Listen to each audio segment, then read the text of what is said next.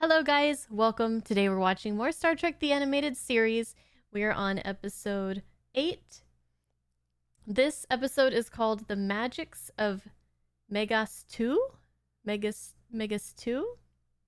No idea what to expect on this one. So let's get right into it. Thank you guys so much for watching as always, and I hope you enjoy. Then the center of the galaxy might still be creating new matter. The Enterprise is now on a science mission to investigate. Also encounter forces and phenomena beyond our understanding. Ooh. The creation point. The creation point of the universe, did they say? Or the galaxy? Probably just the galaxy. Whoa, that looks so cool. Spock, what in the name of sanity is going on? We're here, Bones. This seems dangerous. That thing's pulling us in. Warp 7, Captain.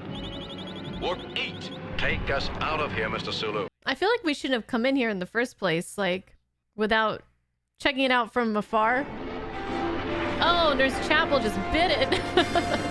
We must hope this whirlwind is like its atmospheric counterparts, that there is calm at its center. We'll try to make for the eye of the storm.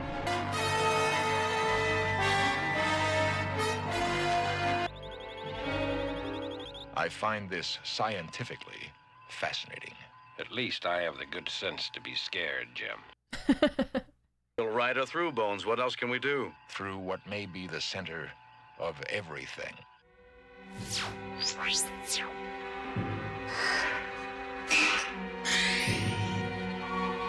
This is neat. My readings indicate we are not in time and space as we understand it. Oh. Captain, the subspace radio. It's dead. Captain, there's no reason for it, but the engines are fading out. None of the rules apply here.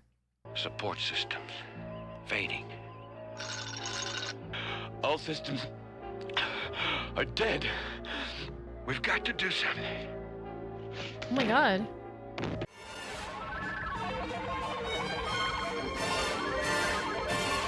Oh my god. Humans, Satan? can't you do anything right? Please. Of course, friend. Well, he seems nice enough. What is he doing here? Everything is working, my friends. It is not logical. Logic? Whose logic, my elfin friend? Did he call him an elf? Who are you? Call me Lucien. Call me friend. Let us leave this vessel and go where true delights lie. Okay, this is weird. I was liking the direction of where this was going, and now I'm not so sure. Bones, you all right? Jim, look at yourself. What? Lucien, do something. Very well, Captain. This is the episode that you watch while you're on drugs, isn't it? I find this all quite absorbing, Doctor. Probably because you're not very natural to begin with, Spock. I want to know why you brought us here.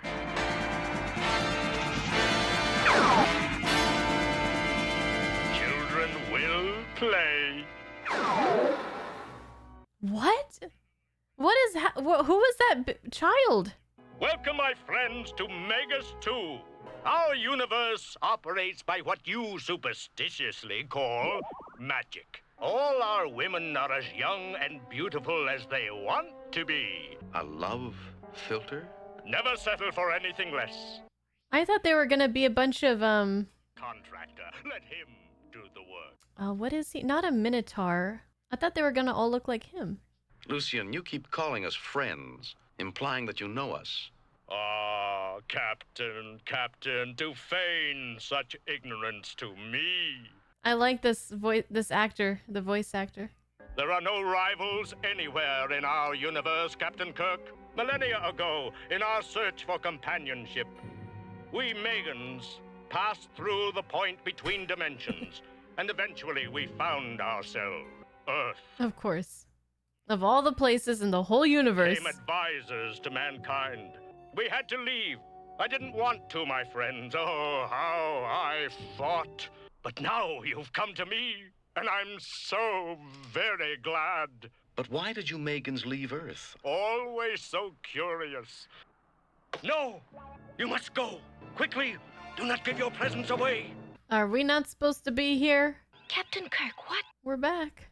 What did he mean we're not to give ourselves away? See there! It's like a cloud of some kind. Why is he hiding us? I believe this is how the ancients used to draw their mystic symbols, Captain. I will attempt to move a Vulcan chess piece magically. May the energy of this universe be the power in me. How would he know how to do that? Like, how would he be able to figure it out? I believe I can. Well, Spock has telekinesis now. What are you doing? Oh, jeez. Learning to protect ourselves, Lucian. Is that all human beings ever think about? Well, it's a dangerous world out there. All this mental energy you're using, you'll be found. Have been found. Uh-oh. The people of Earth would Oh. spread their evil to our home. This time, it is the humans who shall suffer, and you, Lucian, who shall pay. What? That guy sounds crazy. I'm too sober for this. Come. Oh my god.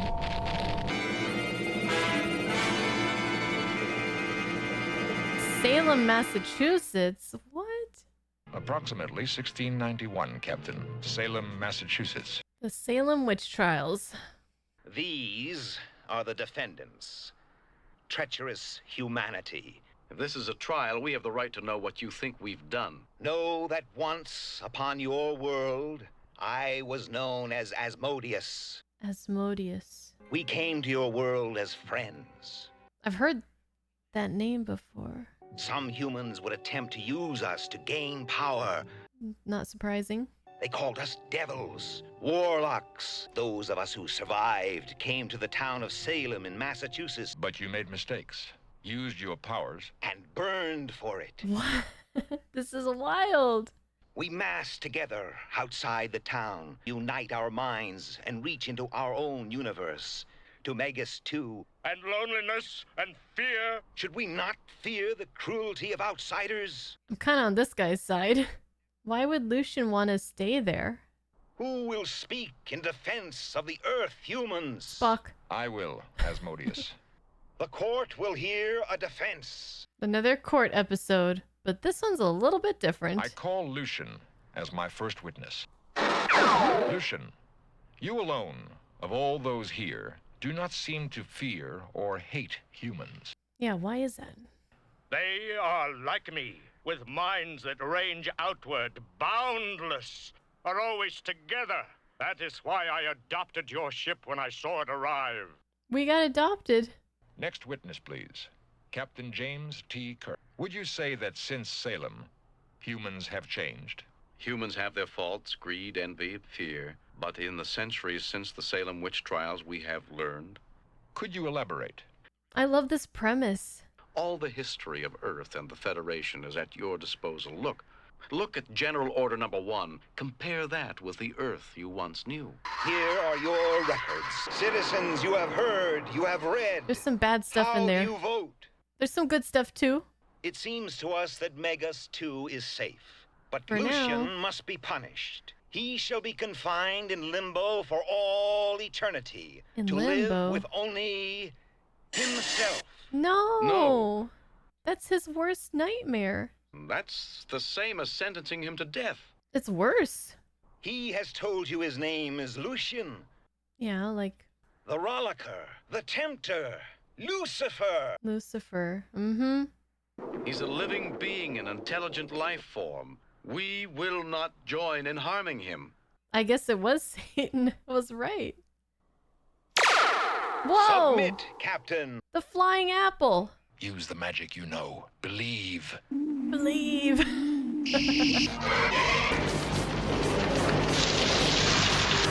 Whoa! Cannot beat an entire planet, Captain Kirk. I have to. become as bad as the Earthmen you fear. You're acting out of terror instead of out of thought or respect. You were prepared to die for Lucian? I didn't think we were gonna have a magic battle. A being who is alien to you? I told them their fears were groundless. This last was a test of your intentions, Captain. We have been tricked before. I see. The It was Megans a had to have test. proof. Your compassion was that proof. Well, Kirk was the right person to prove that to them. Anybody of the Enterprise would be, though. The banishment of fear will help us all. A toast to a new friendship. They're back to normal. No more magic for us, Jim. No. You think Lucian really was the demon some men call Lucifer? If he was, this would be the second time Lucifer was cast out. And thanks to you, the first time he was saved. Wow. That was a trip. That really felt like it was just as crazy and off the wall as they could make it, like possibly make it, just for the sake of being wild and crazy. And I'm all for that. I thought this whole premise, the whole story behind this was very intriguing. It reminds me of Apollo from the Who Mourns episode. How there's like a myth, like these beings that were on Earth that in modern times we just view them as legends, as folk tales, as fairy tales, as just stories that never happened, but ended up being based on facts, like factual beings, like was it Greek gods in Who Mourns for Adonais? This time it's wizards and witches and warlocks and the Salem witch trials. And for some reason, after all the horrible things that those humans did to them, Lucian just loved mankind. What a funny guy. I wonder why he looked so different from everybody, though. Oh, Satire. That's the name that I was trying to think of. The half man, half goat with the horns. They play the pan flutes. And then Asmodeus is the king of demons in Jewish legend. There's this song I've seen circulating in these short form videos, and that's why I've heard this name. I think they're like singing about different biblical demons or whatever, and usually there's like cats or something. They show like cats and they're like, Beelzebub, Asmodeus. Asmodeus, Lucifer. Yeah, there it is. I found it. And you know, oh gosh, here we go. I'm gonna loop it back to freaking my books again that I've been reading. But this story of the being that humans came to know as Lucifer, the serpent, the one who was cast out, the idea that he was maybe misunderstood by humans and misrepresented in the mythos. It reminds me of The Death Bird by Harlan Ellison, where there is a character that is like that. So yeah, this definitely felt like some kind of acid trip, fever trip. I mean, just to be clear, I've never really done drugs or anything. I don't even drink alcohol, but from what I gather from my outside perspective, this just seems like something, especially the beginning part with all the flashing colors, the swirling, then this goat man shows up out of nowhere. Kirk is like some kind of noodly specter thing. Absolutely loved that. This was strange in a good way. And I think this one might be a little bit weird for some people, which I could totally get, but I like weird. And this was really fun. I don't know if it's like the deepest. I mean, it has some messaging there, some good messaging, like people can change. Humanity is hopefully moving towards a better way of thinking and of doing things. And then Kirk started shooting lightning out of his hands and summoning like water. This was fun. This was really fun. I am super, super curious. I'm always curious what you guys think about each episode after I watch it. I'm like, oh, what is everybody else going to say about this episode? I am especially curious about what people are going to say about this episode because I have no idea. I can see this being one of those episodes where people are like, this is one of the worst episodes of Star Trek. It's trash. But I can also see, actually, I'm not sure if I can see it being well loved by a majority of the community, but I could be wrong. But I feel like this is one of those really niche episodes, like one of those ones that just us like kind of weird people in the corner like really, really enjoy, and everybody else is like, oh, let's stay away from that. But I could be wrong. Let me know. I'll see you guys in the next episode. And yeah, thank you for being here. Thank you for watching, and goodbye.